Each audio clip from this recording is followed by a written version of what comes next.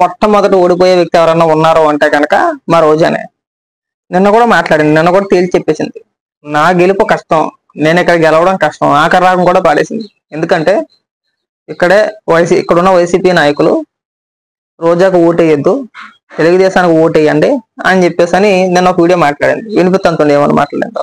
ఇక్కడ నాకు తెలుగుదేశం వాళ్ళతో ఏ ప్రాబ్లం లేదు. ఆ నగిరిలో కేజే కుమార్ వాళ్ళు ఎయిర్పోర్ట్ లో ఏమో జగన్ గారిని కలుస్తారు, ఆశీర్వాదాలు తీసుకుంటారు, ఇక్కడేమో తెలుగుదేశం పార్టీకి ఓటేయండి అని ఇక్కడ అన్ని ఇళ్ళకి వెళ్ళారు. మీరు ఎక్కడైనా అప్పుడు నువ్వేం చెప్పాలంటే, జగన్మోహన్ రెడ్డి వల్లే నేను ఓడిపోతున్నాను, ఎందుకంటే వీళ్ళంతా కూడా జగన్మోహన్ రెడ్డితో బాగానే ఉంటారు, వెళ్తారో మాట్లాడతారో ఆశీర్వాదం తీసుకుంటారో నమస్కారం పెడతారో వస్తారో, కానీ నగిరిలో మాత్రం నాకు వ్యతిరేకంగా పనిచేస్తారు. దీని వెనకాతల జగన్మోహన్ రెడ్డి హస్తం ఉంది. ఎందుకంటే గతంలో ఇవే మాటలు మనం చంద్రబాబు నాయుడు గారిని ఉద్దేశించి మాట్లాడాం. నీ లాజిక్ ప్రకారమే ఇప్పుడు నువ్వు కూడా జగన్మోహన్ రెడ్డి ఉన్నాడో, జగన్మోహన్ రెడ్డి వల్లే నేను ఓడిపోతున్నాను, ఒకవేళ రేపు పొద్దున ఓడిపోయినా సరే నీ ఓటమికి గల కారణం ఎవరో జగన్మోహన్ రెడ్డి. బాగా గుర్తుపెట్టుకో, జగన్మోహన్ రెడ్డి నీకు వ్యతిరేకంగా రోజాను ఓడించని పంపించాడేమో, ప్రచారం చేపిస్తున్నాడేమో, ఎవడికి తెలుసు. అంటే గతంలో రోజా మాట్లాడింది ఇలాగా చంద్రబాబు నాయుడు గారిని ఉద్దేశించి, గతంలో రోజా అలా మాట్లాడింది కాబట్టి నేను ఇప్పుడు రోజాని అడుగుతున్నా. మన సినిమా అయిపోయింది, అది నీకు క్లారిటీ వస్తుంది. లేకపోతే ఏ రోజు కూడా ఎమ్మెల్యేగా ఉన్నా మంత్రిగా ఉన్నా ఏ రోజైనా సరే సంస్కారవంతంగా ఒక 4 మాటలు మాట్లాడేమో ప్రెస్ మీట్ పెట్టి, అన్ని బూతులే కదా. ప్లస్ ఇంకొకటి ఏంటంటే, నీ ఓటమికి గల కారణాల్లో నువ్వు చేసిన అవినీతి, నియోజకవర్గాన్ని ముక్కలుగా పనిచేసుకున్నారు. ఒక మండలం మీ అన్నయ్యకి, ఇంకో మండలం ఇంకొక అన్నయ్యకి, ఇంకో మండలం మీ ఆయనకి, ఓ 2 మండలం 3 మండలం నీకు, ఓ 2 మండలం నీకు, ఇలా నగిరిని పనిచేసుకున్నారు. పనిచేసుకొని ఎవరికి నచ్చిన దోచుకుంటా వెళ్ళిపోయారు.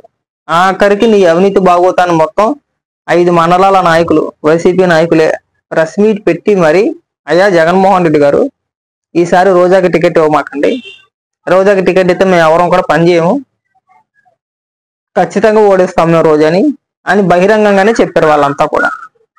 చెప్పినప్పుడైనా సరే నువ్వు వాళ్ళతో కూర్చొని మాట్లాడి, లేదు ఇంకొకరితో కూర్చొని మాట్లాడతావో, ఆ సమస్యను పరిష్కరించుకుంటావో చేసావా? లేదు.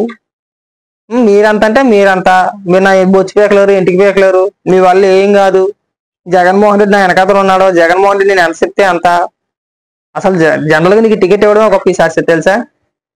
అయితే ఎందుకు లేరా బాబు, అది నోరేసుకొని పడిపోతా ఉంటది, దాని బూతులు మనం భరించలేము, ఏది పడితే అది మాట్లాడుతూ ఉంటది.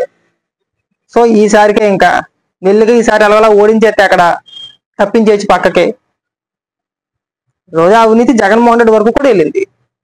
సో నిన్ను ఎలాగైనా సరే రాజకీయాల నుంచి తప్పించాలనే ప్లాన్ జగన్మోహన్ రెడ్డి వేసాడు, ఎవడో తెలుసు. ఆ విధంగా ఎందుకు ఆలోచించట్లేదు నువ్వు? వాళ్ళు అలా మాట్లాడారు, వీళ్ళు ఎలా ప్రచారం చేశారు, గడప గడపకి తిరిగారంటే తిరగలా, చేయించాడేమో జగన్మోహన్ రెడ్డి. నువ్వు అర్థం చేసుకుంటున్నావు అంతే. కాబట్టి ఏంటంటే ఇక్కడ నుంచి అయినా సరే కొంచెం ఆ 100 రోజులు తగ్గించుకుంటే బాగుంటది. ఈ ఏడ్చే ప్రసక్తి ఉండదు, ఈ ఏడ్చే అవసరం ఉండదు మనకి. మరి లేకపోతే ఇన్ని మాటలు మాట్లాడాం మనం, మామూలుగా ఎగిరామా? అధికారంలో ఉన్నంతసేపు నీకు 151 సీట్లు వచ్చి నేను బలుపో లేదంటే ఇంకోటో తెలియదు కానీ రోజా, మీరు చూపించిన బలుపు ఈవిడు చూపించలా, ఏ రాజకీయ నాయకుడు చూపించలా, ఏ మంత్రి చూపించలా. అది భాష కాదు, అది మేము వర్ణించలేం దాన్ని. నోటుకొత్తి ఎంత వస్తే అంత. చివరాఖరికి ఇంకా పవన్ కళ్యాణ్ గారిని ఉద్దేశించి నోట్లో ఐస్ క్రీమ్ పెట్టుకున్నారా అని అడిగావంటే ఇంక నేను ఆడదానిగా కూడా మేము వర్ణించలేము, ఆడదానిగా కూడా చూడలేం కదా మేము ఆ రోజే చెప్పాం. ఒక మహిళ మాట్లాడాల్సిన మాటలు కాదు ఇవి.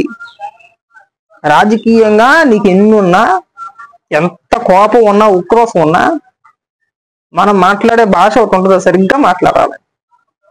అది కాకుండా చిల్లరగా దిగజారిపోయి వ్యక్తిగతంగా విమర్శించేస్తే ఇలాగే ఉంటుంది. చివరికి మీ నాయకులు కూడా నీ వెనకతలు ఉండరు, వాళ్ళకి ఎప్పుడూ అర్థమైపోయింది. జనరల్ గా కొన్ని సందర్భాల్లో నాయకులు మాట్లాడితే కొంతమంది నాయకులు వాళ్ళకి కౌంటర్ ఇస్తారు. కానీ మా దగ్గర నువ్వు మాట్లాడినా, కొడాలని మాట్లాడినా మిమ్మల్ని మాట అంటారు, మీ నియోజకవర్గ ప్రజలను ఒక్కొక్క సందర్భంలో అంటారు, కొన్ని సందర్భాల్లో అన్నారు కూడా, నేను విన్నాను కూడా మాట.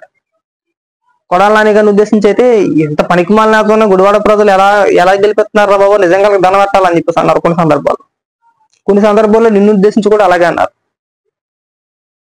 వీళ్ళంత రోతగా మాట్లాడుతున్నారు, వీళ్ళంత పచ్చిగా నీచంగా మాట్లాడుతున్నారు, నిజంగా నగర ప్రజలకు దండం పెట్టాలన్న రోజులు కూడా ఉన్నాయి.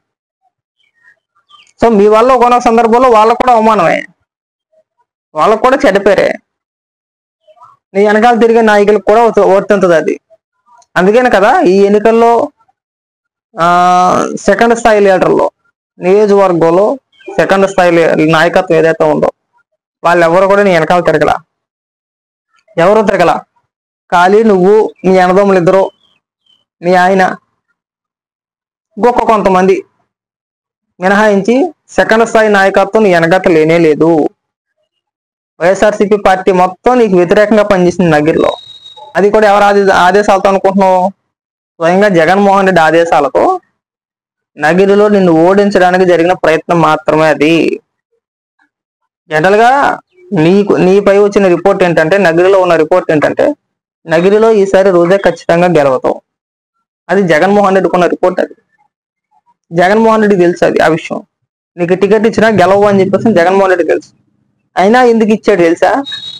నీకు టికెట్ ఇవ్వకపోతే రోజా ఖచ్చితంగా తిడుతుంది మనల్ని బూతులు.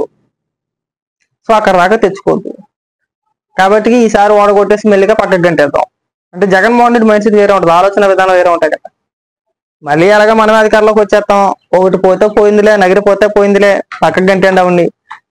అదే రోజాకి వ్యతిరేకంగా నువ్వు పని చెయ్యి, ఎవరిని కూడా రోజాకి ఓటు ఇవ్వద్దని చెప్పండి అని చెప్పి ఉండొచ్చేమో. పక్కాగా ఎలాగే జరుగుతుందని చెప్పేసి నేను అనట్లా. సో నువ్వు కూడా ఆలోచించుకోవాలా, ఆలోచించుకుంటే బ్రహ్మాండంగా ఉంటుంది, ఆలోచించకపోతే ఇక ఇలాగ ఎడుతుంది. కాబట్టి నోరు ఉంది కాదా అని చెప్పేసి నేను ఏది పడితే అది మాట్లాడు. మాకు ఎక్కడి నుంచి అయినా సరే ప్లాన్ చేసుకో. ఎలాగ నీ ఓటమి ఫిక్స్, పక్కా అది ఫిక్స్ అయిపోయింది, నువ్వు ఓడిపోతావని ఫిక్స్ అయిపోయింది. నెక్స్ట్ ప్లానింగ్ ఏంటి? తమిళనాడు పోతావో, లేదంటే కర్ణాటక, లేదంటే ఇంకొక ఎక్కడికైనా వెళ్ళి సినిమాలు చేసుకుంటావో.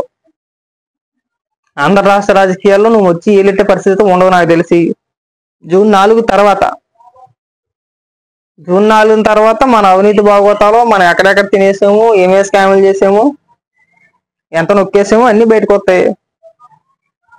ఆ రోజు నీ పరిస్థితి ఏంటనేది ఒక్కసారి నువ్వే ఆలోచించుకోవాలి. మేం చెప్పలేం ప్రతిదీ.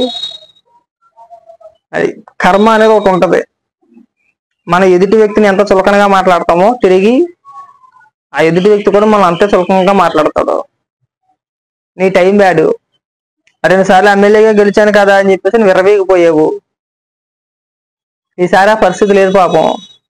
చూద్దాం ఈసారి రాజకీయంగా నువ్వు మీడియా ముందు మాట్లాడినా, టీవీలో మాట్లాడినా ఏ విధంగా మాట్లాడుతావు. అంటే ఓడిపోయిన తర్వాత, ఓడిపోతావు అనేది ఫిక్స్. ఓడిపోయిన తర్వాత నువ్వు ఏ విధంగా మాట్లాడుతున్నావు అనేది చూడాలా.